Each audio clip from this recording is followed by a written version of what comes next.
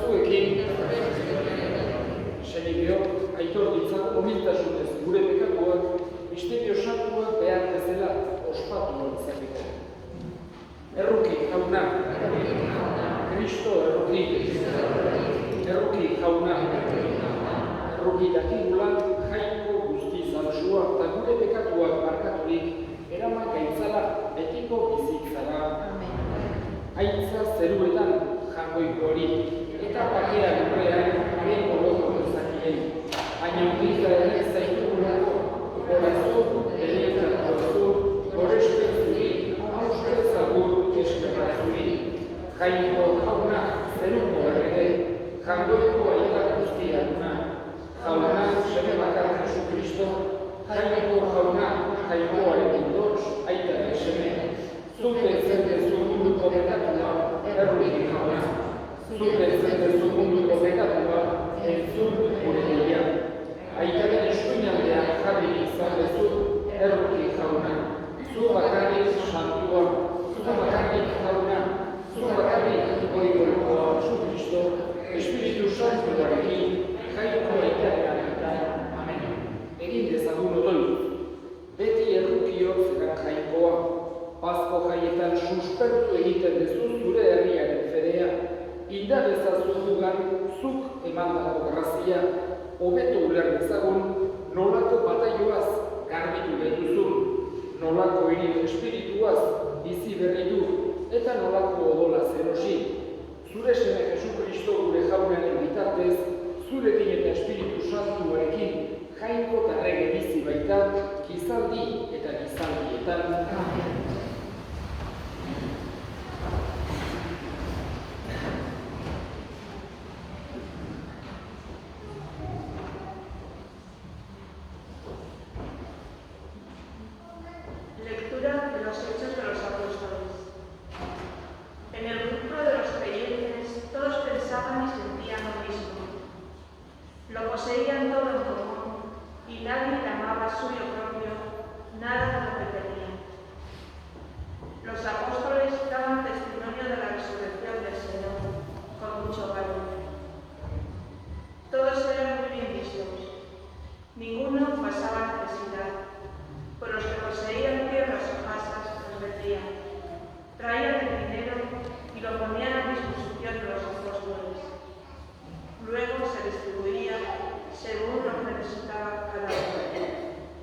Palabra de Dios.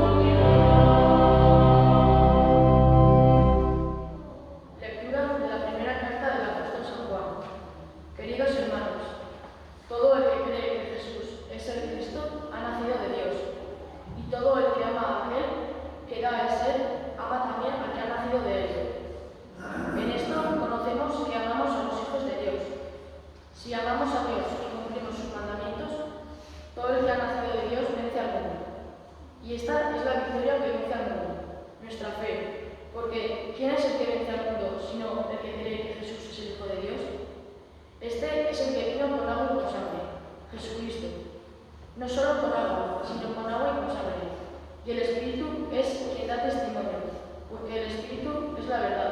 Palabra de Dios. Te alabamos, Señor.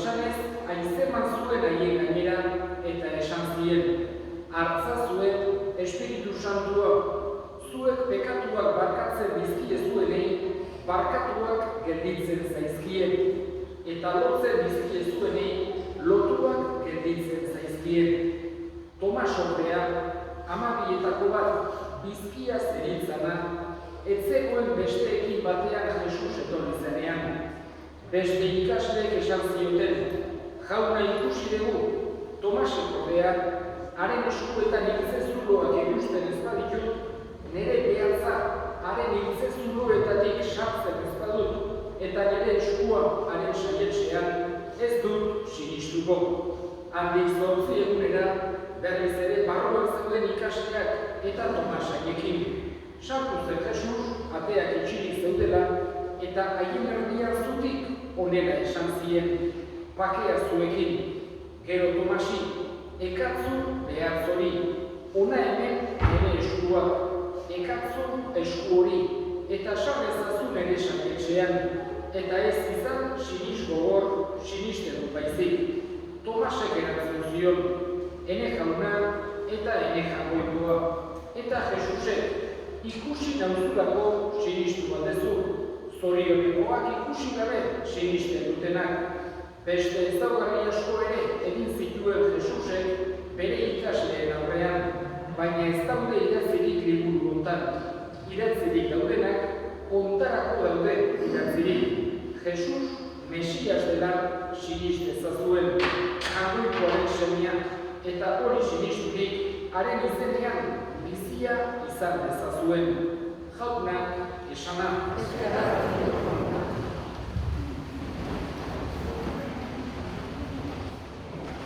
Hiru gauza aipatu dituzke gaurko Paskoaldiko bigarren igande honetan, irakurgaien arira.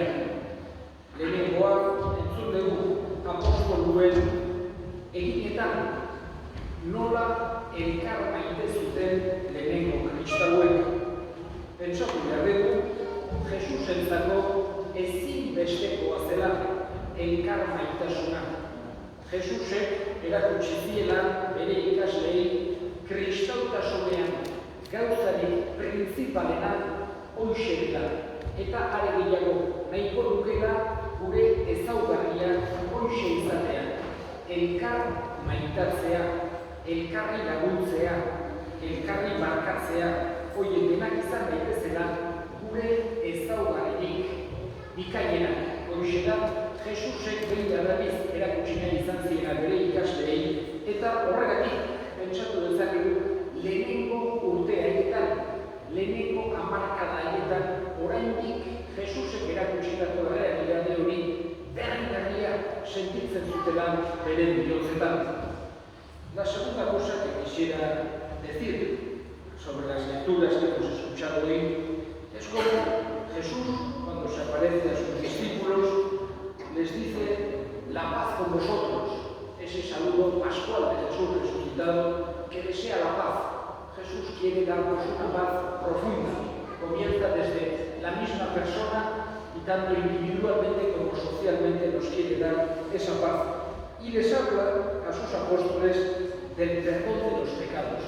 Una cosa fundamental en la enseñanza de Jesús es la misericordia de Dios, que está siempre dispuesto a perdonar y que además lo hace como con alegría. Esto siempre un antropomorfismo, es como poner a Dios una imagen nuestra, pero quiere Jesús que lo veamos así. Con gran alegría perdona a Dios, está deseando perdonar. Precisamente hoy, el domingo siguiente al de Pascua, se celebra la fiesta de la misericordia divina, teniendo en cuenta esa realidad tan fundamental, seguramente como la característica que Jesús más ha querido subrayar en Dios, para que nosotros entendamos que Dios es misericordioso, que nos quiere, nos comprende, nos conoce, nos perdona y que quiere que tratemos, evidentemente desde nuestro punto de vista humano, imperfecto, pero quiere que tratemos de imitarle en ello, de ser comprensivos, de ser misericordiosos, de perdonar. Es un poco lo que Dios quiere que también nosotros tengamos siempre en nuestro corazón. Y finalmente, la tercera cosa, y con esto terminaré, es el protagonista, vamos a decir, la figura más importante de este Evangelio de hoy, es el apóstol Tomás.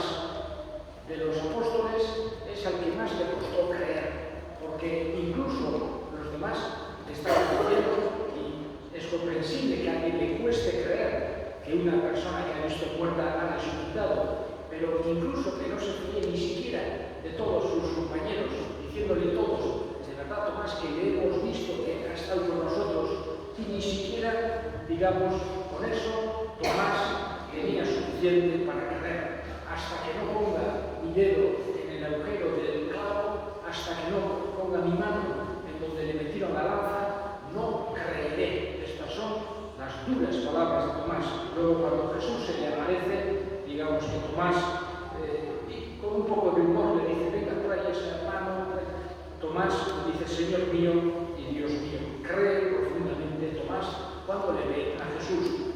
Pero es una cosa curiosa y una cosa que llama la atención, digamos que la fe cristiana en el mundo, en cada lugar, en algunos lugares ha estado y luego ha desaparecido completamente. Por ejemplo, un ejemplo que llama la atención es el norte de África, a excepción de Egipto, en donde hay una minoría bastante viva, digamos, de cristianos autóctonos que se han mantenido desde los primeros siglos. En todo el resto, que fue cristiano, pensemos un San Agustín, que era de Túnez y Argelia, que estuvo. Actualmente en todas esas zonas no hay cristianos autóctonos. Los cristianos que hay es porque han ido o de Europa o sobre todo hoy en día del África subsahariana, gente que ha emigrado, y esos son los cristianos que hay en esos países. Otros lugares como, vamos a decir, Irán o India, el norte de la India, o toda esa zona que llegó a haber cristianos, desaparecieron completamente los cristianos autóctonos, como Kublai Khan, que acabó con los que había. En otros lugares, sin embargo, se han mantenido. Por ejemplo, es llamativo Armenia, el pueblo de Armenia, que se ha mantenido cristiano como una pequeña isla en medio de otras religiones, especialmente el Islam, pero que ha mantenido de una forma impresionante la religión y la fe cristiana. Y otro ejemplo que llama también mucho más todavía la atención es el sur de la India. En el sur de la India, sobre todo los estados de Kerala y Tamil Nadu, que es el lugar donde llegó el apóstol Tomás, aquel a quien le costó más, vamos a decir, creer de todos, llevó el Evangelio al sur de la India y Sri Lanka, y esa isla grande que está al lado del sur de la India. Y ahí es donde murió mártir. Es un lugar que ha estado completamente aislado en unos tiempos en los que era casi imposible o era dificilísimo llegar hasta allá. Unos viajes en barco larguísimos, peligrosísimos, en los que durante siglos seguramente no han tenido contacto con otros cristianos. Sin embargo, las comunidades que el apóstol Tomás evangelizó en el sur de la India, a pesar de haber estado totalmente aisladas del resto de la cristiandad, han mantenido durante 20 siglos esta fe que les llevó el apóstol Tomás, de una forma que es impresionante.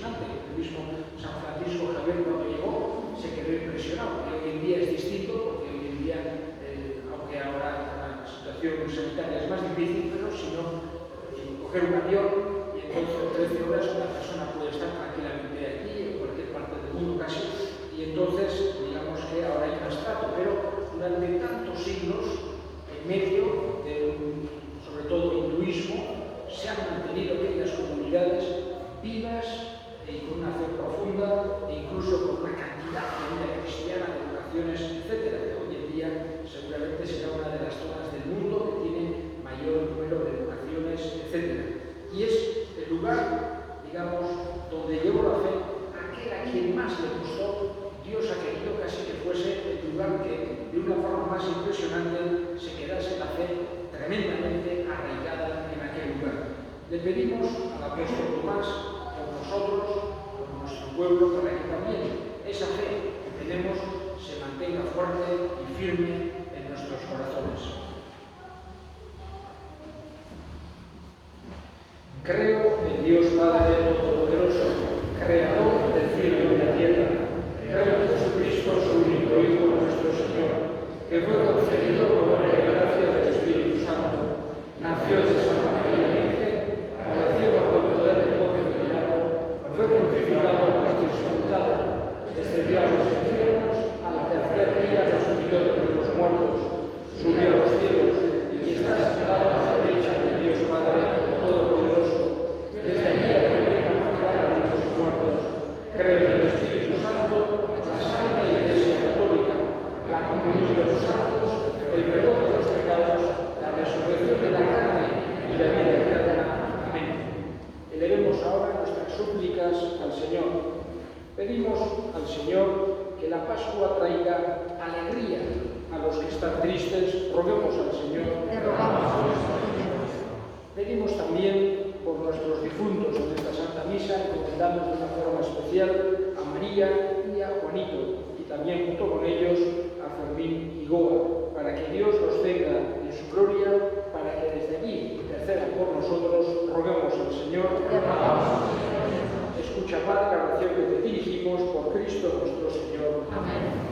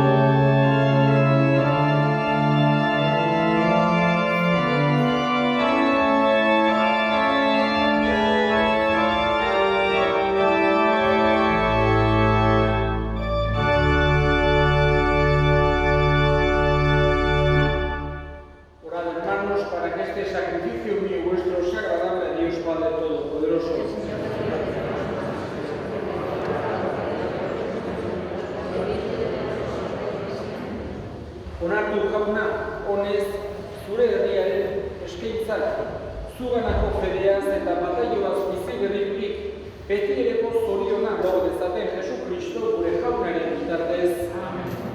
Jauna zuekin, gora bihotzak, eskerrak jagoiko gure jaunari. Egokira bai eta zuzen, bidezko eta salbagarri, zu jaun hori beti godestea, baina poz handiagoz eta bereziki Kristo gure Paskua ila eta eskenia izan aldi honetan. Honen bitartez jaiotzen dira argiaren seme-alabak betiko bizirako eta zabaltzen zaizkie federunei zeruko erreinuko bateak. Gure heriotza desegina izan da haren heriotzean eta haren piztueran gu guztiok piztu bera. Horregatik, Pasko jozez gainezka daude, gizon emakume guztiak mundu zabalean, zeruko indar eta ingelu guztiek ere, horregatik dute beti zure aintzaren gorespena kantatzen.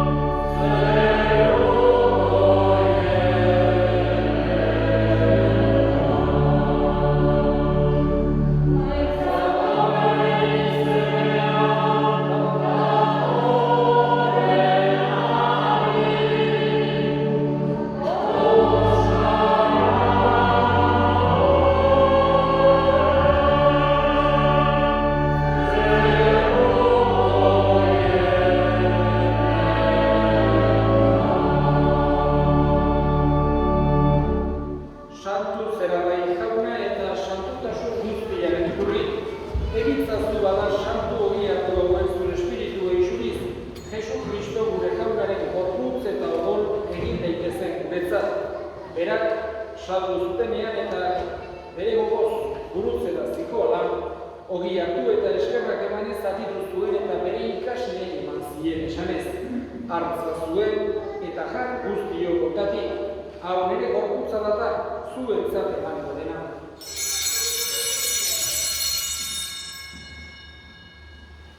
Era berean afalokoan karizaturik, berez ere eskerrak emanez, bere ikasle eman zien esanez.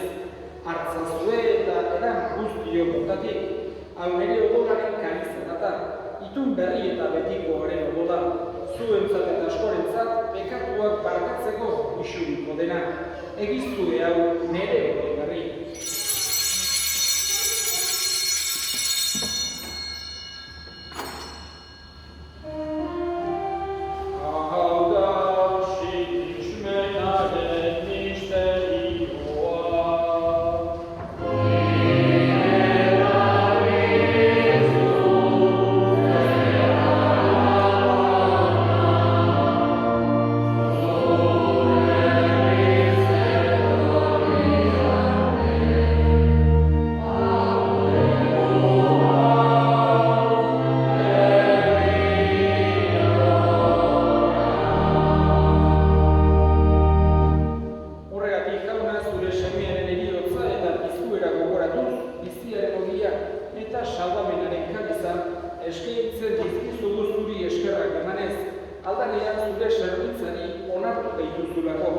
Eta aparik eskatzen dizugu Kristoren gorputz eta odola hartzen ditugunok Espiritu Santuak bat egin genitzala.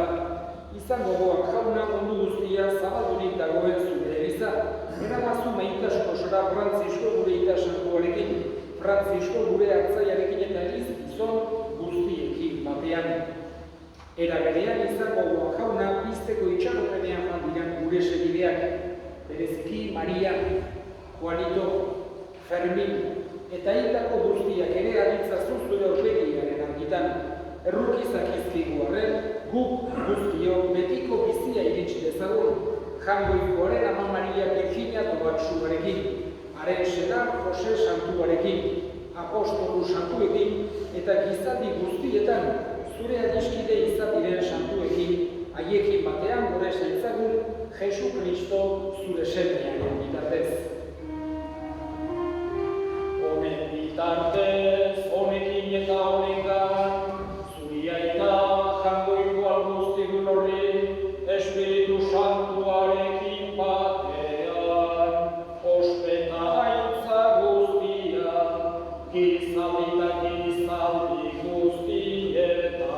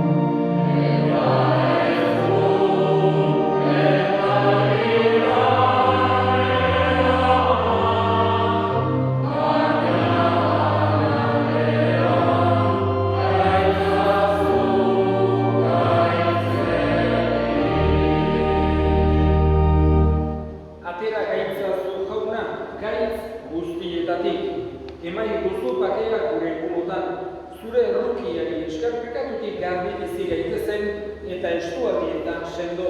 Betiko zorionaren itxaropenean Jesu Kristo gure salbatzailea noiz etorriko den zain gaudela.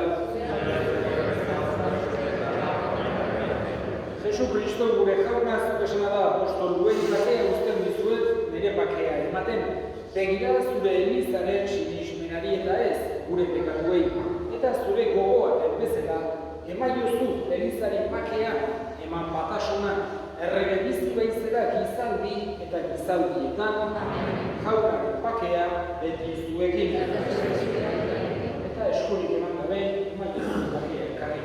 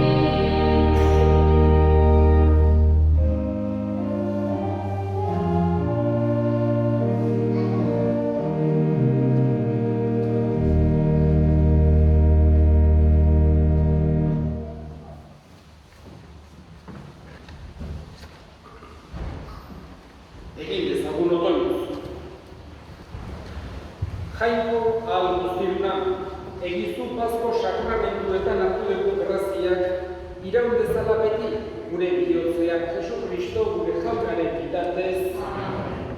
Eta, abisu txiki bat bakarrako egin abiso, esta semana, sobre todo para los que tengáis interés, es la Santa Engracia el viernes.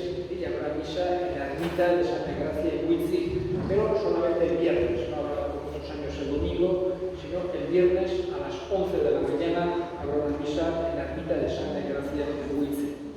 Jaunak zuekin, ere ikaz zaintzatela jainko guztiadunak